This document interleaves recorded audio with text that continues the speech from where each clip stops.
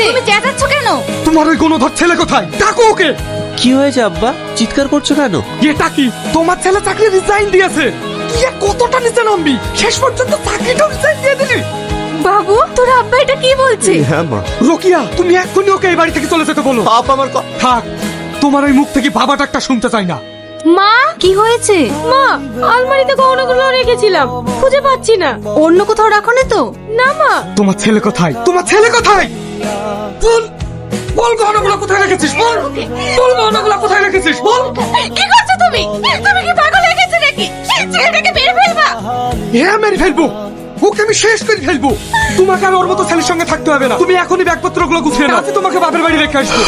অনেক আশা নিয়ে আপনার মেয়েকে আমার বাড়িতে নিয়ে গিয়েছিলাম, কিন্তু আমার কুলাঙ্গার ছেলে সব শেষ করে দিল। ওর মতো ছেলের সাথে থাকলে মেয়েটার জীবন শেষ হয়ে যাবে, তাই আপনার আমানত আপনার হাতেই তুলে দিয়ে গেলাম। নেহা, তুমি? হ্যাঁ আমি। বাড়িতে কেউ নেই? না। তোমার গহনাগুলো? আমার গহনা তুমি? তোমার দিদির আর তোমার গহনাগুলো এক জায়গাতে ছিল, আমি ভুল করে নিয়ে চলে গিয়েছিলাম। আসলে সেগুলো বিক্রি করে আমি তোমার মেডিকেলের ফিস জমা দিয়ে এসেছি। আমার এক্সাম ফিজের কথা তুমি জানলে কি করে? না রে, আমি আর মনে হয় এবার ফাইনাল এক্সামটা দিতে পারবো না। এখনো পর্যন্ত ফিস জমা দিতেই পারিনি, আর দুদিনের মধ্যেই লাস্ট ডেট। এখন আমি এতগুলো টাকা কোথায় পাবো? তুই ভাইকে বলে দেখ, যদি ও কিছু করতে পারে। না রে, আমি ওদের কাউকে কিছু বলতে পারবো না, তাতে আমার ভাগ্যে যা আছে তাই হবে। ওগুলো তো কোনো কাজের নয়। তোমার দিদি চলে যাওয়ার সাথে সাথে ওগুলো অকেজো হয়ে পড়েছে, খালি খালি বাড়িতে পড়ে থাকবে।